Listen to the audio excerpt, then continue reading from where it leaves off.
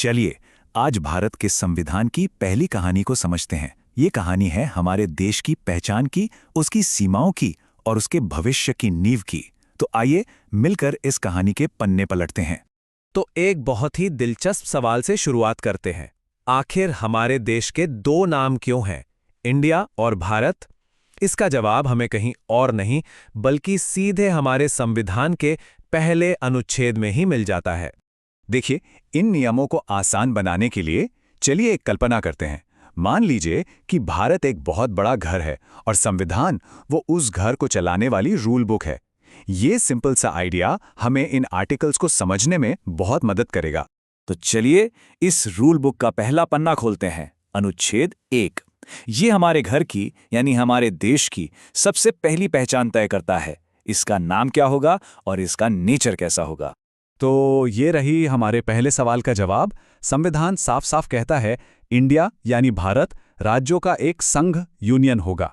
मतलब दोनों ही नाम ऑफिशियल हैं, लेकिन यहाँ एक और बहुत ही जरूरी शब्द है, संघ यानी यूनियन। इसका असल में मतलब क्या है? संघ शब्द का मतलब समझने के लिए सोचिए कि भारत एक बड़ा स्कूल है और राज्य उसकी अलग अलग क्लासेस हैं। संघ होने का मतलब ये है कि कोई भी क्लास अपनी मर्जी से स्कूल छोड़कर नहीं जा सकती। हमारे संविधान बनाने वालों ने जानबूझकर फेडरेशन की जगह संघ शब्द चुना, क्योंकि भारत राज्यों के बीच किसी समझौते का नतीजा नहीं बल्कि एक अटूट इकाई है। तो सबसे जरूरी बात यह है कि हमारा घर एक ऐसा परिवार है जहां सभी सदस्य हमेशा के लिए साथ रहते हैं। कोई भी राज्य अपनी मर्जी से भारत से अलग होकर अपना नया देश नहीं बना सकता। हम सब एक दूसरे से अटूट रूप से जुड़े हुए हैं। अच्छा, तो घर की पहचान तो तय हो गई। अब अगला नियम यानी अनुच्छेद 2 हमें ये बताता है कि इस घर में अगर कोई नया मेहमान आना चाहे तो उसका स्वागत कैसे किया जा सकता है। इसको ऐसे समझिए, मान लीजिए आपके घर के बगल में एक खाली जमीन है और आप उसे खरीदकर अपने घर का हिस्सा बना लेते हैं। अनुच्छेद 2 हमारी संसद को ठीक यही शक्ति देता है, भारत के बाहर के किसी भी इलाके को भारत में शामिल करने की। इसका एक बेहतरीन रियल लाइफ एग्जाम्पल है सिक्किम। 1975 में अनुच्छेद 2 का ही इस्तेमाल करके सिक्किम हमारे देश के परिवार का एक परमानेंट सदस्य बना था।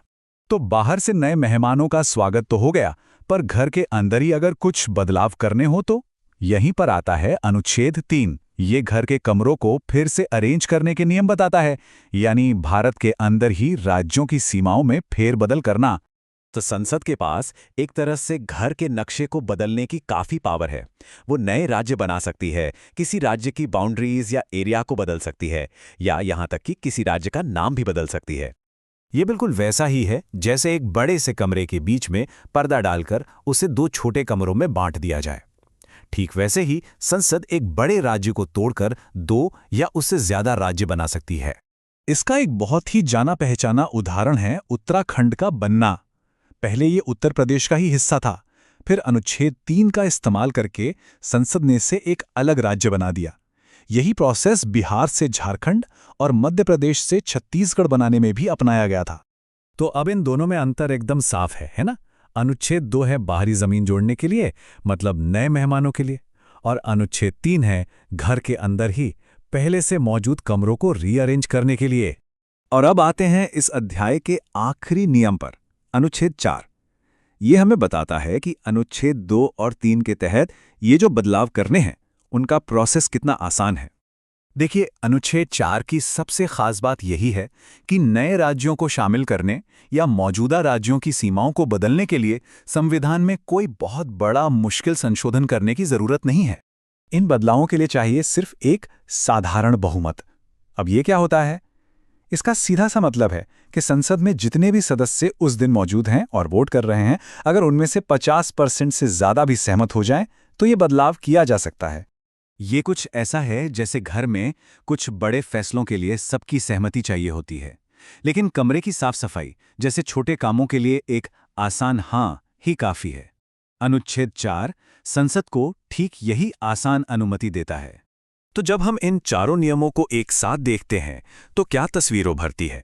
ये एक ऐसे देश की नींव है जो मजबूत भी है और जरूरत पड़ने पर समय के साथ खुद को बदल भी सकता है। तो इस पूरी कहानी का सार बस इन 4 नियमों में है। अनुच्छेद 1 ने नाम दिया, 2 ने नए सदस्यों को जोड़ा, 3 ने अंदर की बनावट को बदला और 4 ने इस बदलाव को आसान बनाया। कितना सिंपल है, लेकिन कितना शक्तिशाली। तो आखिर में एक सवाल के साथ इस चर्चा को खत्म करते हैं। हमारे संविधान निर्माताओं ने देश की सीमाओं को बदलने की प्रक्रिया को इतना लचीला, इतना फ्लेक्सिबल क्यों बनाया? ये भारत के भविष्य के बारे में उनकी किस सोच को दिखाता है? ये एक दिलचस्प सवाल है सोचने के लिए।